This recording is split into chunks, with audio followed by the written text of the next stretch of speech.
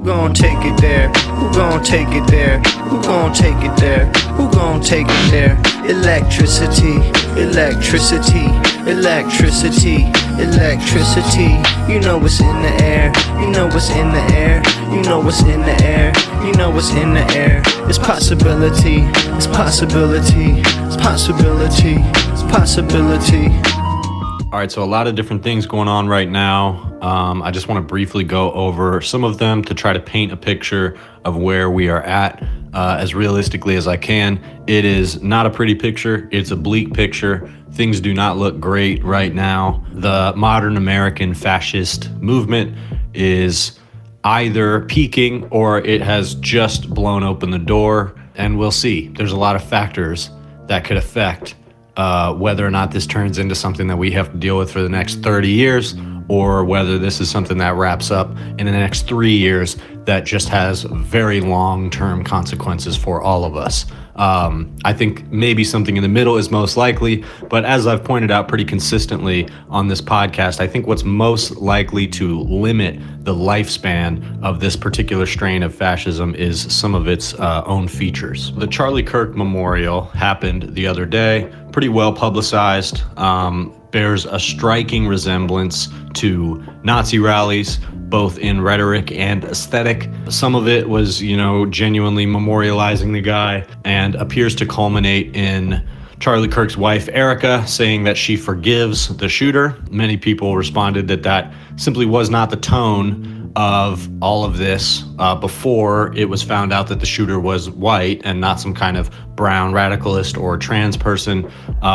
However, that is what you would want someone to say in a moment like this, where so much is teetering on the rage that has been sparked because of this murder and how much the right is feeding it. You do want people to come out and say things like this. However, whether that has an implication on the rest of the violence and persecution that is to come based on the way the right has handled this is not likely. They're probably going to go full steam ahead. So what I want to play first is probably the capstone moment as far as I'm concerned. There were lots of speakers. Tucker Carlson spoke, Tulsi Gabbard spoke, and Stephen Miller spoke. And in Stephen Miller's speech, a lot of people noticed some very direct parallels to things that Goebbels has said in speeches in the past, Goebbels being Hitler's head propagandist. And Stephen Miller has done this a lot, constantly. He is sort of plagiarizing speeches specifically from Nazi Germany, or kind of taking some of the aesthetic of them, and certainly taking this idea that, everyone will bow to the supreme leader and they will like it.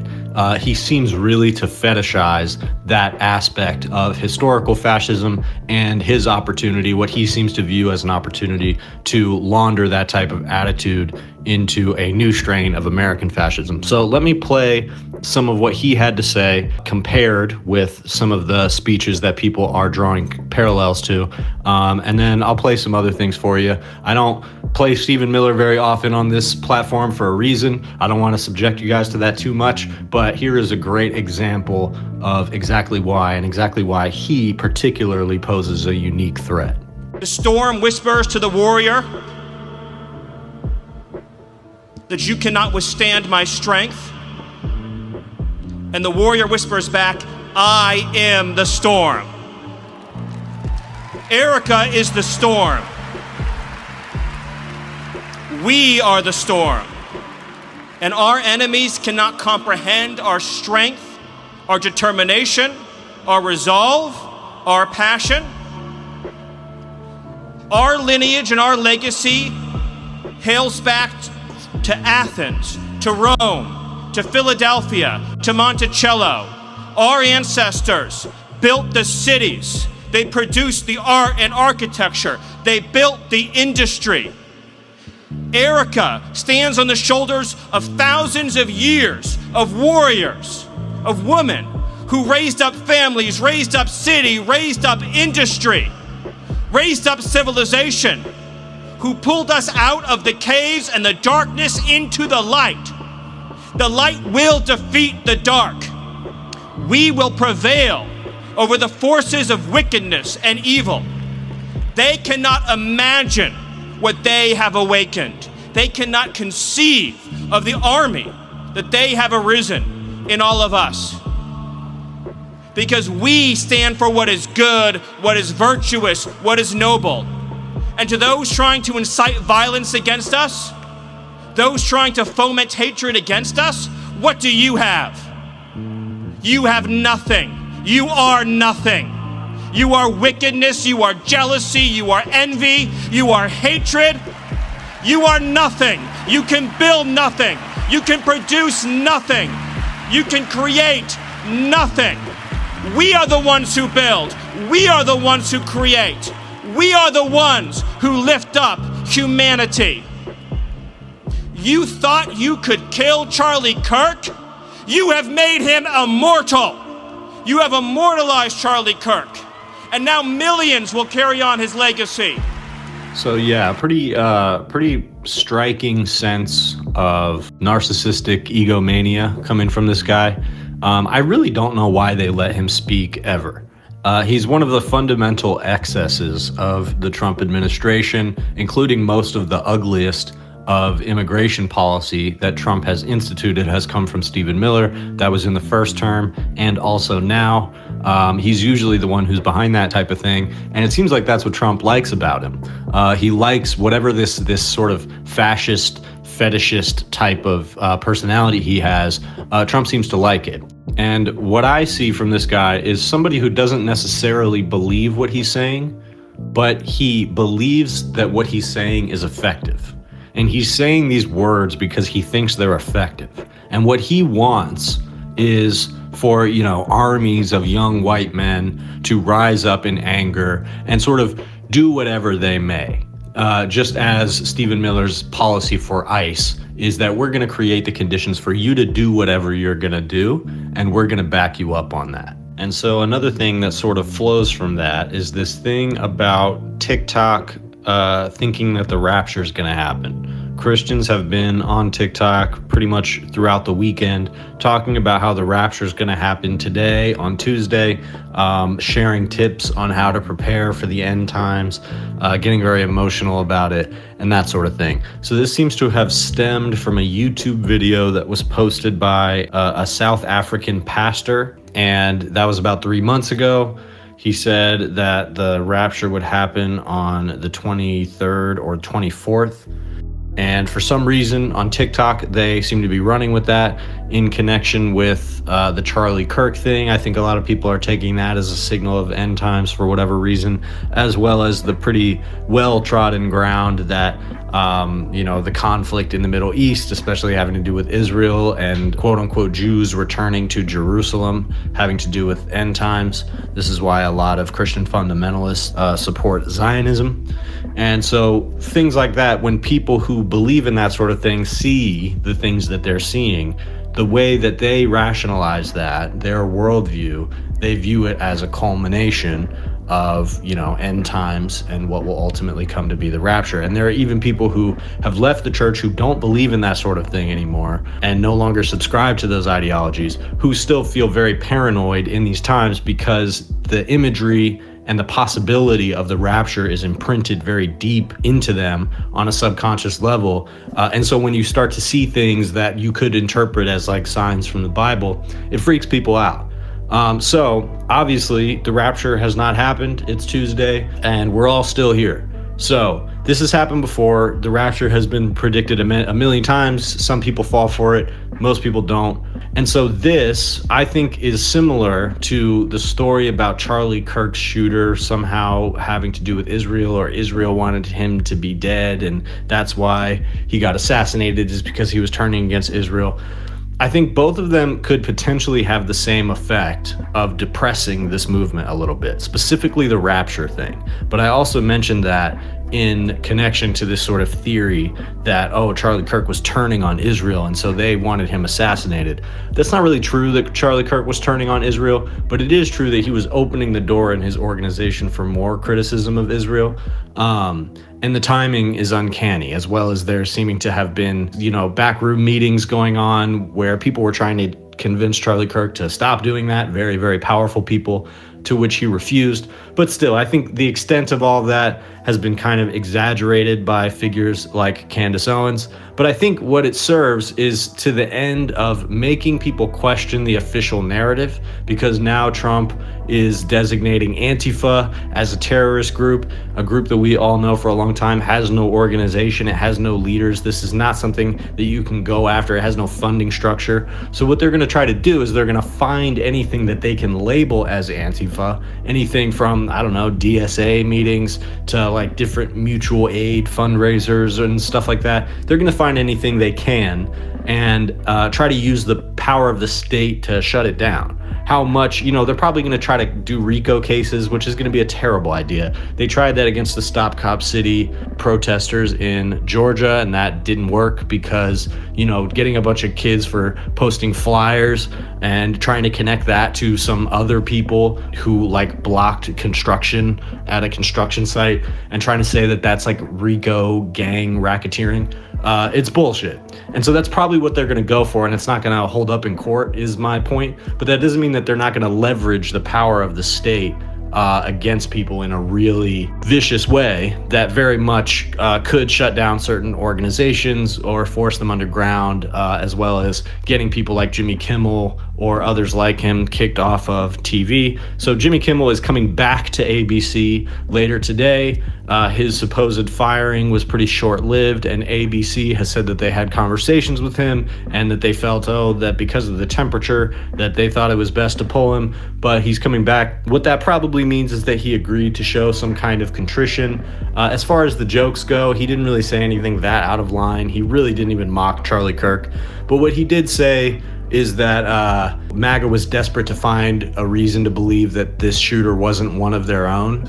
It seems like they maybe jumped the gun on that a little bit, but at the end of the day, this is a talk show host, and Fox News and Newsmax come out and say worse things than that every single fucking day. However, what happened here is two other companies, Sinclair and Nexstar, that essentially control the cable stations, many of the cable stations, most of them, throughout the country. They said immediately after the FCC chair came out and pressured ABC, they said that they were going to take Kimmel off the air. So essentially, while it was pressure that they were getting from the state, it was also pressure that they were getting from private companies that are associated with ABC. And that's probably the reason that we saw this quick pulling of him. They felt that there was so much pressure there that they couldn't do anything about it. It also kind of complicates the idea that this was a violation of the First Amendment, even though it clearly was, and the FCC clearly put pressure on ABC. And honestly, they didn't even have to do that. They could have pulled this maneuver behind the scenes and gotten Nexstar and Sinclair to do the exact same thing, and it still probably would have worked. And so that's why you see the Trump administration sort of backing off what they said. They threw their weight around, but then they quickly realized that's going to cause problems down the line. And like I said, they probably would have been better just relying on their private entities to enforce this pressure. So that's an interesting dynamic that exists specifically in this case that isn't necessarily existing in all cases. Like if Trump wanted to get somebody fired from Twitch or YouTube through Google and Amazon, the situation here is that because these cable stations are already tied in with the administration, they're tied in with the Republican establishment, they're tied in with Turning Point USA. And so that having that private business element to help them exert pressure on a specific point, which was ABC and the Jimmy Kimmel show, is what helped them pull that off so quickly and effectively sort of throw their weight around like that. So it's not always going to be like that. We'll see. They're going to try different tactics when it comes to different things. But what we really saw was a moment where Jimmy Kimmel was particularly vulnerable because of the tone of the moment and because of the companies associated with ABC. And so Trump's administration took the opportunity to apply some serious pressure there. So we'll probably see more targeted campaigns like that in the future, although Disney instantly, over the course of a couple of days, lost like $5 billion. And that seems to be a major factor in them bringing him back as well. And so that comes back to something I talk about a lot, which is that as a commentator, as even a politician, big part of the leverage you have is your audience. If you have an audience that trusts you and that likes you, and Jimmy Kimmel doesn't even have that huge of an audience, but there were a lot of people that were freaked out by the idea that the government was leaning on him like that, and so they backed him up. And so having that type of leverage is very much something that can counter these type of authoritarian tactics. It's not always going to be enough, especially as the state consolidates more power. But it is quite powerful, and it's actually one of the things that has helped buoy Trump and get him to the point where he is so powerful, is that he continually has an enormous reach to a lot of people that trust him. And so when he says and signals certain things to them, it causes things to change. And that has been what has given Trump the amount of political capital that he has. So that doesn't just apply to him. That applies to, any commentator out there, huge commentators like Hassan Piker and people like that are under risk from the state of this type of repression. Think about the fact that your audience is leverage. It's what's keeping you in the position that you're in already as of now.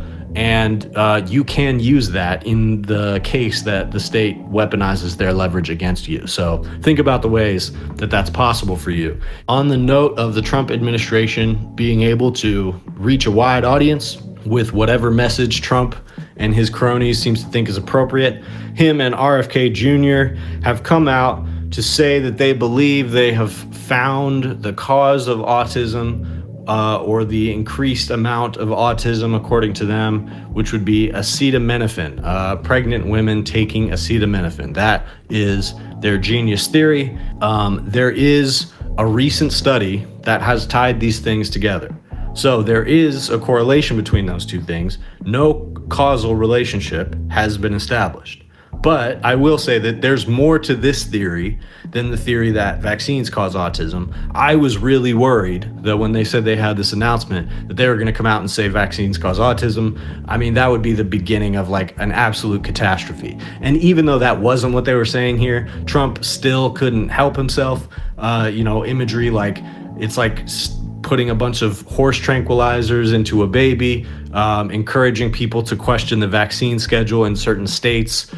Florida has completely upended their vaccine schedule, which is probably going to lead to disastrous results. It has also potentially led to the beginning of some balkanization throughout the United States, as you have the Northeast and the West creating alliances, vaccine alliances, to essentially counter this idea that states like Florida are going to start degrading their herd immunity, which is going to hurt everybody. And it's going to bring back diseases like measles and potentially polio that we eradicated.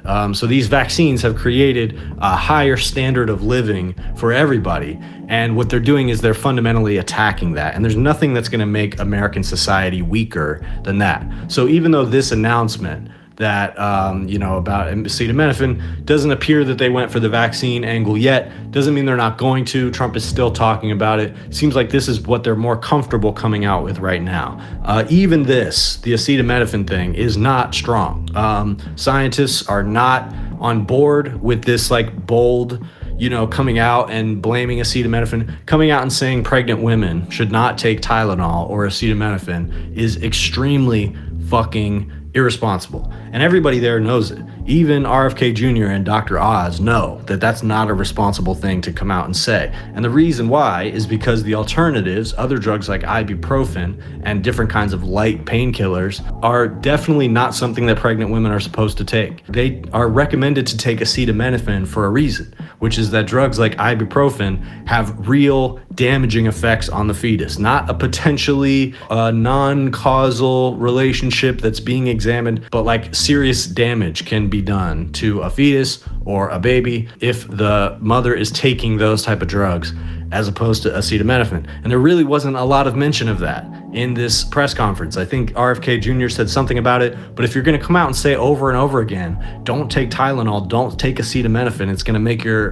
baby have autism, and then you're not going to mention the fact that taking ibuprofen literally is actually proven to be dangerous for babies and pregnant women.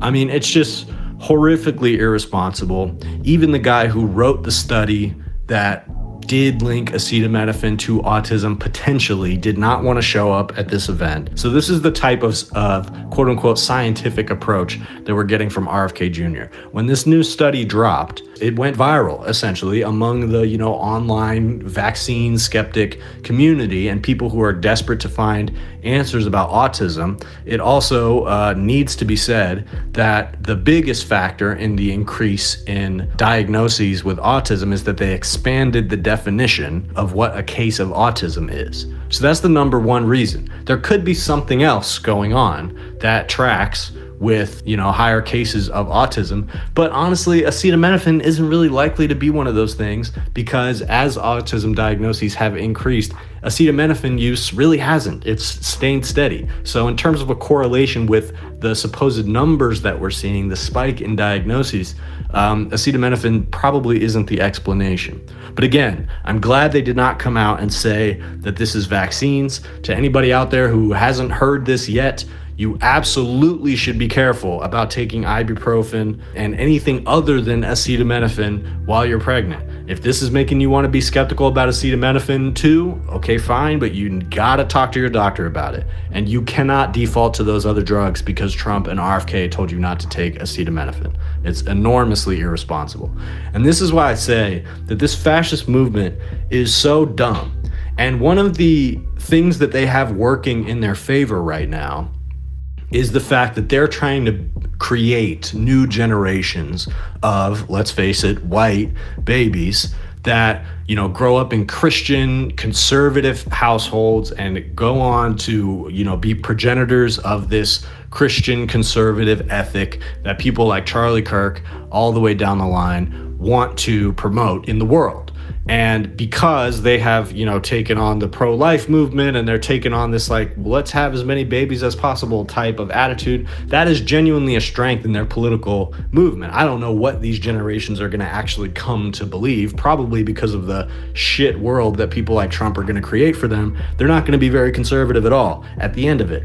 But the theory that by raising more people in these types of ideological households, they're going to have more people who spread conservative and Catholic and Christian sentiments and anti-vax sentiments. I mean, that is true. They are trying to raise multiple generations of people that reflect the culture that they want to reflect.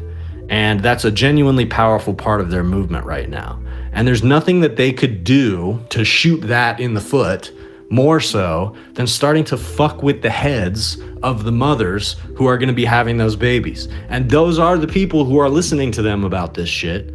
And they're coming out and they're saying stuff that's not proven yet. And what it's going to do is it's going to cause confusion. People aren't going to know what to do. A lot of these people are already skeptical of taking medicines at all, so they might not take any. Trump told them to fight like hell against, the pain of being pregnant. And all of this is not to mention that if they take this same approach when it comes to vaccines, that is going to be absolutely fucking disastrous. And yes, we're all going to suffer for it. But I really don't think anything could bring this fascist movement that we are seeing in front of all of our eyes to a quicker close than immediately ruining the health of an entire generation, possibly irreversibly. I just don't see how any political movement would come back from that. I hope that's not what happens, but it does seem more karmically likely to me as things go on. I'm not really a believer in karma, but I am a believer in cosmic irony. And just the way I see this unfolding, these are not the best in these fields. RFK Jr., Dr. Oz, these are not people who are good at researching. So the fact that they're coming to these novel conclusions about stuff that they're really not experts in is not a good sign for how this is going to turn out for everybody. And I do think that probably, hopefully, the people who are going to suffer most from that are the people within their own movement. I don't want anybody to suffer, but I definitely don't want the people who deserve it the least to suffer from this, although we all are going to pay for the consequences of this.